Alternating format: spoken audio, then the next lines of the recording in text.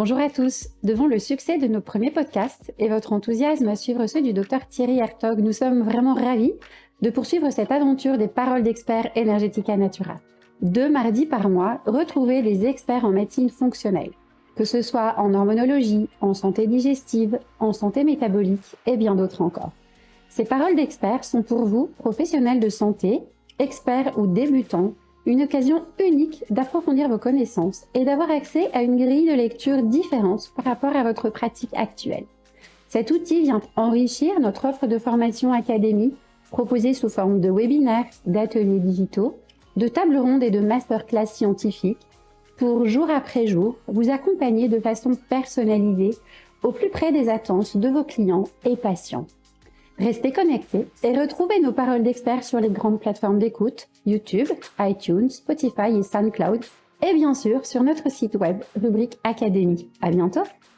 Bonjour à tous, merci de nous retrouver pour un nouvel épisode de nos podcasts Paroles d'experts d'Energetica Natura. Aujourd'hui, je reçois le docteur Alain Butnaru. Il est spécialisé en médecine anti-âge et esthétique et il est particulièrement attaché à la médecine du bien vieillir, donc optimiser la longévité de ses patients.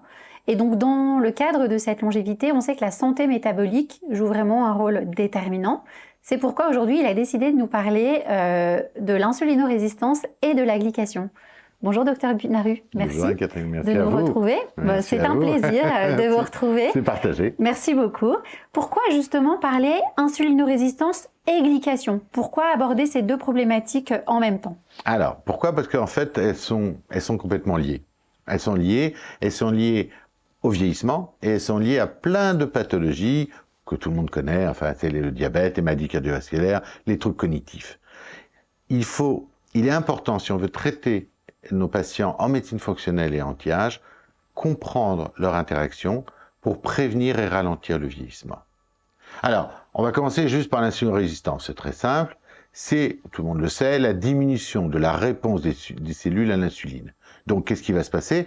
Eh bien, lorsque les cellules commencent à moins bien marcher, elles vont fabriquer plus d'insuline pour simplement traiter le sucre qui est en excès.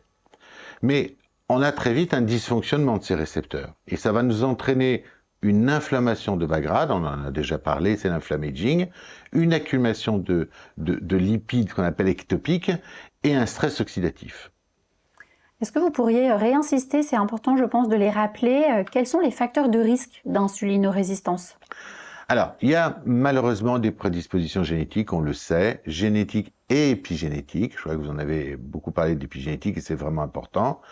L'obésité viscérale et surtout l'excès de mauvaise graisse au niveau de l'abdomen, c'est pas bien. La sédentarité, bien sûr.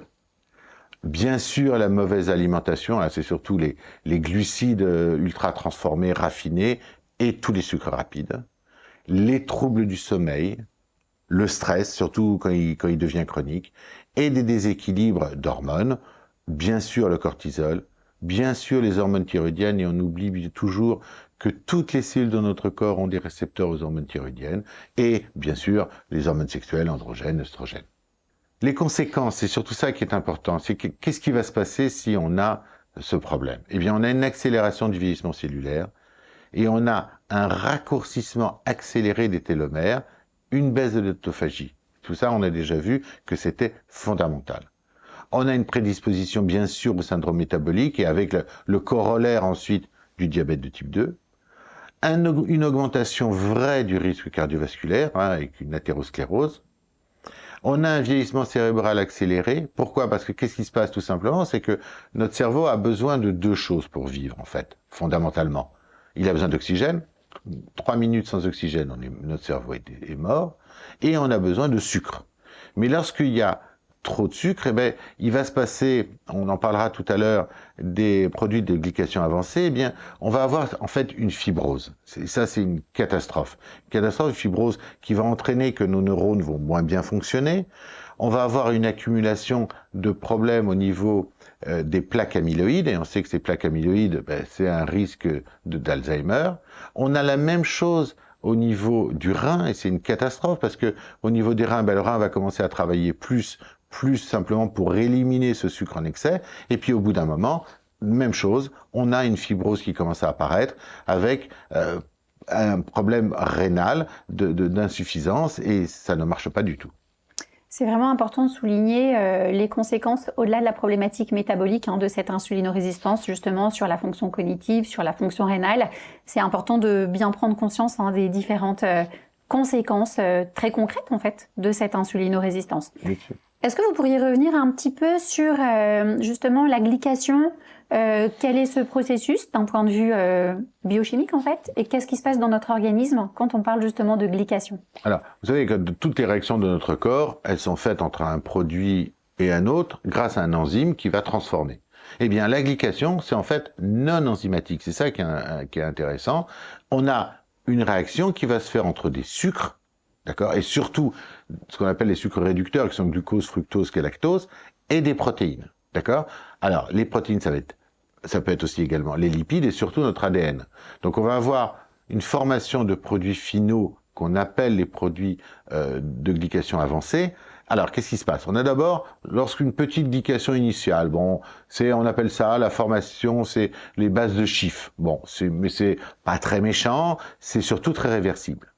Ensuite, on a une formation plus embêtante qui sont les composés d'Amadori, pour être plus scientifique. Et en fait, ça va être vraiment marqué quand on fait une hémoglobine glyquée. Et ça, c'est là où on va le voir. Et puis après, il y a quelque chose d'irréversible, et c'est la production de produits de glycation avancée. C'est un mot anglais. Et là, on va avoir une modification fonctionnelle, irréversible des protéines. C'est-à-dire qu'une protéine qui a été mal transformée, elle ne sera pas fonctionnelle.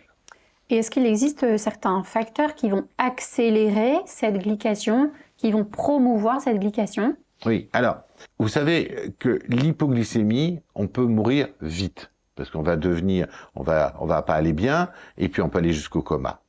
Ça, c'est rapide. Moi, je dis souvent que l'hyperglycémie chronique, et ça, c'est les gens qui en mangent beaucoup tout le temps, on va mourir un peu plus lentement, mais ça va agir beaucoup sur notre vieillissement. Ce qui est pas bien, c'est l'hyperglycémie qui est permanente, et surtout même, et peut-être même encore plus, des pics de glycémie comme ça qui sont... Parce que notre corps aime pas ça du tout. Alors, ça c'est quoi? C'est les régimes riches en sucre raffiné, et aussi les cuissons à haute température. Par exemple, on va vers l'été, les barbecues, c'est très sympa, de façon... en faire de temps en temps. C'est-à-dire qu'il ne faut pas que ça devienne une cuisson qui devienne pratiquement habituelle, parce qu'on va faire ce qu'on appelle les réactions de Maillard alimentaire, qui est, on va cristalliser notre sucre en fait. C'est pour ça qu'il faut privilégier les cuissons ou à la vapeur, ou au moins pas trop élevées. Ensuite, le stress oxydatif, il y en a malheureusement, et ça va favoriser une glycoxydation. Il y a un déficit qui peut être vrai, c'est le déficit en antioxydants et surtout le Q10, et des vitamines qui sont les vitamines anti-glycation, qui c'est la B1, la B6, la vitamine C et la vitamine E. Et précisément sur notre organisme, quelles vont être les conséquences de la formation de ces produits de glycation avancée, qu'on appelle les AGE en anglais? Comment ça va se manifester sur notre organisme? Alors, j'emploie des mots qui sont pas toujours la cristallisation, c'est un mot que j'emploie souvent pour expliquer ça à mes patients parce qu'ils comprennent mieux. Mais qu'est-ce que ça va faire? Très simple, ça va rigidifier tout. D'accord? Le sucre va tout rigidifier. Alors, on a une perte d'élasticité, une dysfonction du collagène, ça c'est au niveau de la peau, bien sûr, ça se voit, mais aussi au niveau des artères, aussi au niveau de vos yeux. On a une inflammation chronique qui va être accélérée. Alors, pourquoi? Parce que nos produits de glycation avancée, ils vont stimuler des récepteurs. D'accord? Et ces récepteurs, qui sont les récepteurs RAGE, on va activer des voies inflammatoires. Et ça, c'est une catastrophe. On va avoir des complications vasculaires avec une athérosclérose, et on sait les dommages que ça peut faire accélérer, des micro-angiopathies, alors ça surtout, c'est très embêtant parce que c'est au niveau de nos yeux, d'accord? Au niveau de notre rein et au niveau de notre cerveau. Et ça, c'est une catastrophe. Et au niveau de notre cerveau, c'est aussi encore plus, on parlait de neuropathie diabétique, mais là, on a une altération des protéines cérébrales, on a une formation de plaques amyloïdes, que l'on connaît, donc on connaît l'importance dans l'Alzheimer, et bien ces plaques amyloïdes, elles vont être glyquées, d'accord? C'est les protéines tau, les protéines bêta, et on va les glyquer, donc elles ne seront plus du tout fonctionnelles. Alors, on a bien compris l'insulinorésistance d'une part, la glycation d'autre part. Le lien entre insulinorésistance et glycation, comment ça se passe? Ça se passe tout simplement, c'est un cercle vicieux. En fait, l'insulinorésistance va favoriser l'hyperglycémie chronique, d'accord, qui augmente ainsi la glycation. De la même façon, à l'inverse, la glycation augmente l'inflammation chronique qui accentue l'insulinorésistance. Donc il faut vraiment, là c'est vraiment, il faut le briser ce cercle vicieux par une prise en charge qui va être fonctionnelle et préventive. Et dans votre pratique courante avec vos patients, est-ce que vous utilisez certains outils prioritairement pour essayer d'évaluer justement cette problématique insulinorésistance et glycation? Alors, quels sont-ils? Bien sûr, il faut. Alors, première chose qui est très ancien, mais qui peut encore donner une petite aide, c'est juste il faut 1 centimètre de couturière et on va mesurer au niveau de l'ombilic, on va mesurer le tour de taille. Alors, c'est un premier signe, mais c'est un premier signe clinique qui est pas ridicule. Il faut ne pas dépasser 102 pour les hommes et 88 pour les femmes. C'est vraiment quelque chose, mais on le sait, il suffit des fois de regarder nos patients et on voit bien que malheureusement, il y a un petit peu. Alors après, il y a des choses un peu plus intéressantes. On a le calcul, et ce sont les laboratoires qui vont le faire, ce qu'on appelle l'indice HOMA et Quicky. Alors, c'est des calculs un peu compliqués qui sont par rapport à la glycémie et l'insulinémie. C'est pour ça que lorsqu'on veut ces éléments, il faut prescrire insuline et glycémie à jeun, et insuline à jeun. Et après, c'est des calculs que fait parce que c'est des logs. Bon, c'est un peu compliqué. Mais on va avoir des valeurs normales, d'accord, que le laboratoire va vous donner. Alors, très simple. Lorsque l'indice HOMA est supérieur à 2,26, c'est ce qui est le plus classique, on a une résistance à l'insuline. Si notre indice Quicky est inférieur à 0,35, on a déjà une perte de sensibilité à l'insuline. Et pourquoi mesurer un HOMA et un Quicky et pas se limiter à un HOMA? Quel est l'intérêt d'avoir les deux ratios? Alors, tout simplement parce que le Quicky est souvent plus sensible et plus précoce que le HOMA. Et c'est plus facile de traiter un patient qui commence à avoir une perte de sensibilité à l'insuline que déjà être en résistance. Troisième chose qu'il faut, et là c'est vraiment fondamental, on en a parlé tout à l'heure, c'est l'hémoglobine glyquée. Alors, bien sûr tout le monde sait, l'hémoglobine elle transporte l'oxygène, d'accord? Et un globule rouge c'est 2 à 3 mois de vie. Mais l'hémoglobine a aussi la propriété de se lier au glucose, au sucre. Et cette liaison, c'est ça qui est important, elle se fait proportionnellement à la quantité de glucose qui est dans notre sang. Donc, cette hémoglobine glyquée, c'est le pourcentage d'hémoglobine qui a fixé du sucre. Moi, je le dis, à mes patients, je leur dis tout bêtement, il y a une hémoglobine particulière qui garde un petit peu les morceaux de sucre quand on les voit passer. Et c'est ça qu'on va doser. Et donc, surtout, ce qui est très important, c'est que c'est un élément qui nous donne une glycémie moyenne des 3 derniers mois. D'accord? Comment le calculer pour être sûr qu'il soit bien? Il y a un petit calcul, c'est on va être inférieur à 5, virgule, et le chiffre après va être la décennie de l'âge, moins 1. Par exemple, quelqu'un qui a 50 ans, il faut qu'il soit à 5,4.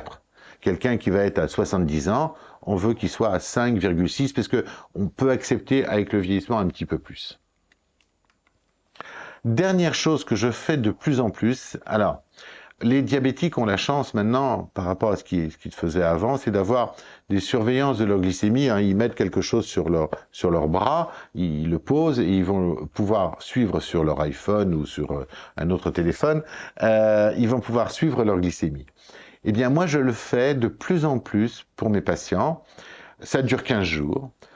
Ça permet vraiment de voir comment fonctionne notre glycémie. Alors, c'est un peu astreignant pour ces patients parce que ce que je veux, c'est pas simplement qu'ils le regardent, qu'ils le notent, mais qu'ils notent exactement ce qu'ils mangent. Et c'est ça qui est important. Pourquoi? Parce que entre deux patients, on n'aura pas la même réaction.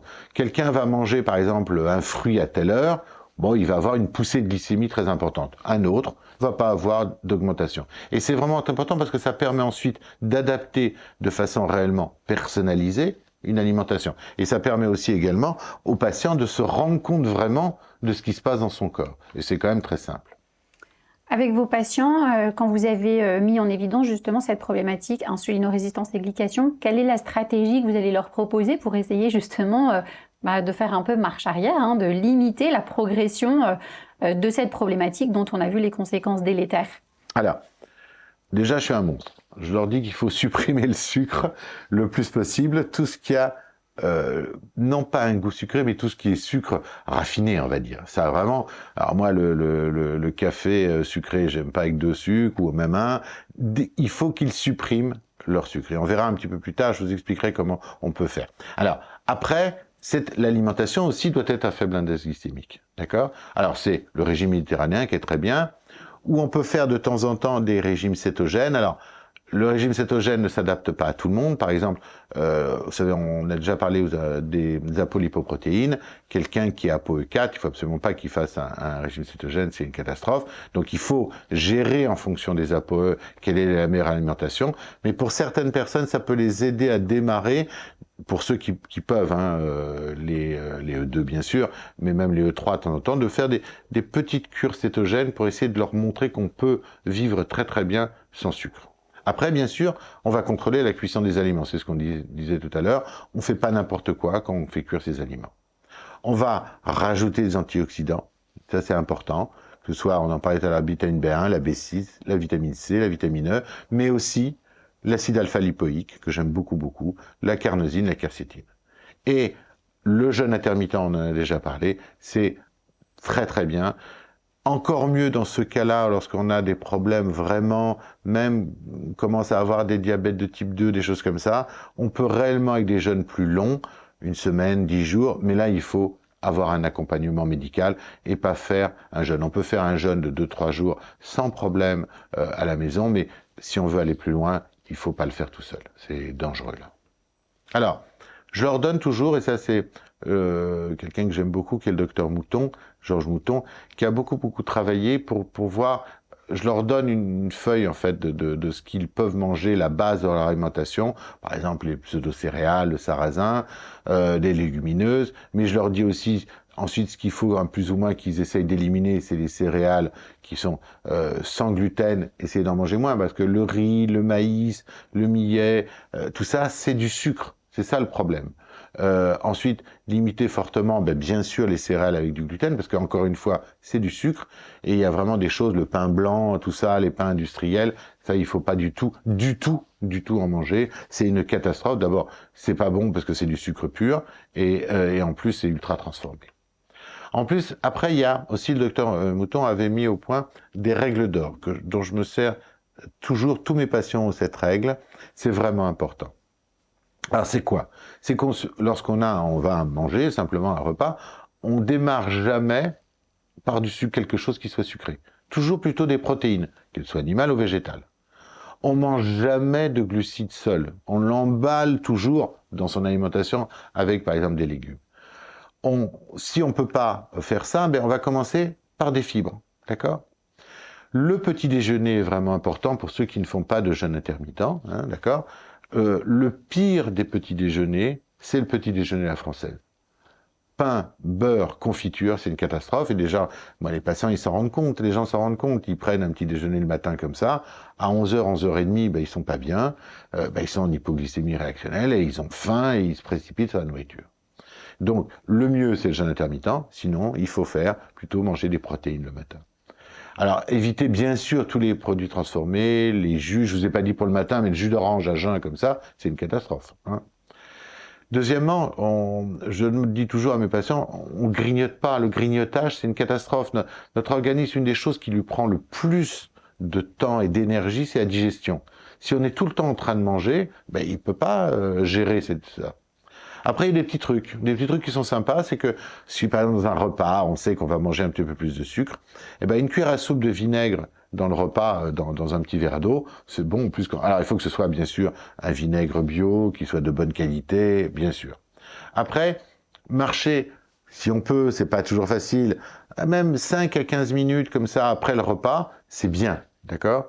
Et c'est pour ça que une activité physique régulière est vraiment, vraiment indispensable.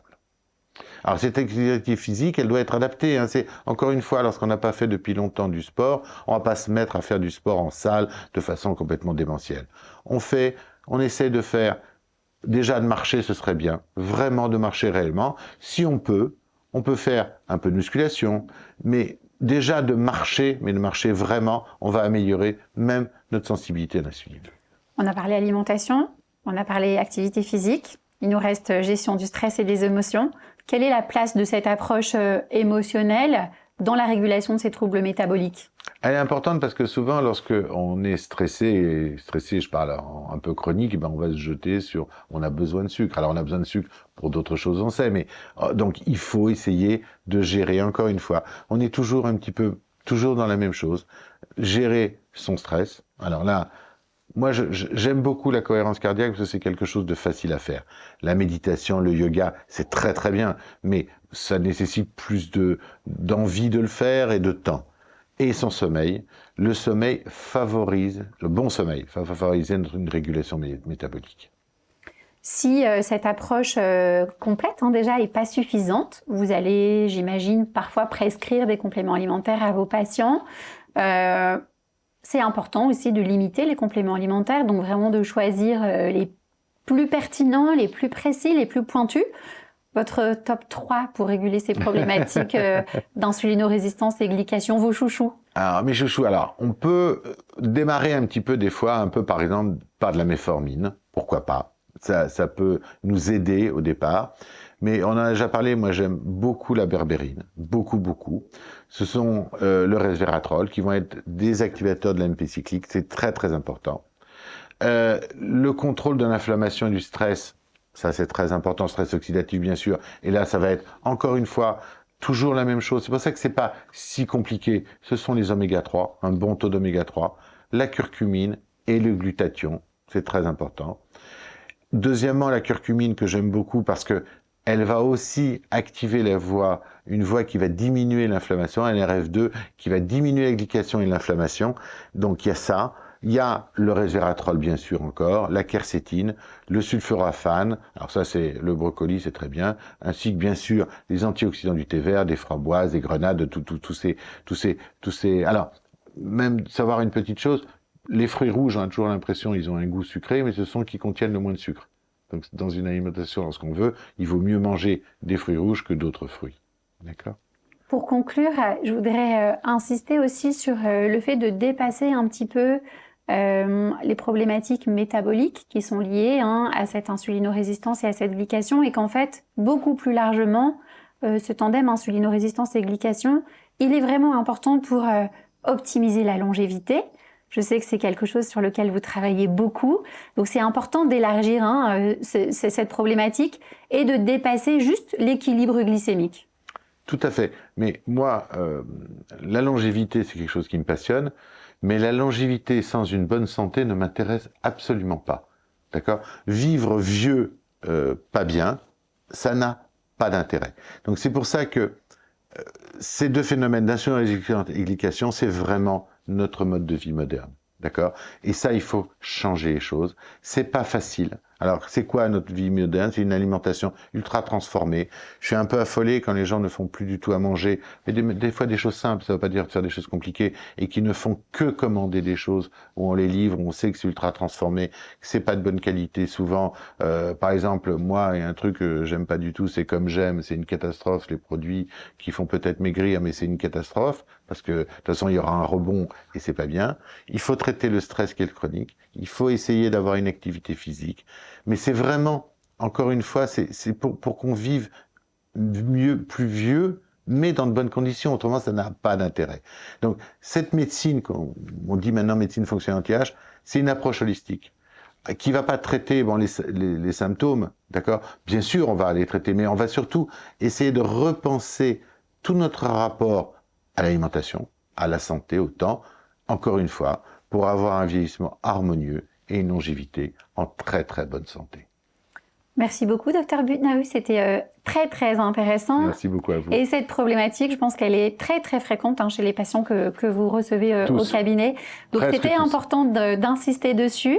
Merci à tous pour votre écoute. On a hâte de vous retrouver pour un prochain épisode de nos podcasts Paroles d'experts d'Energetica Natura. À bientôt. Merci beaucoup. Merci.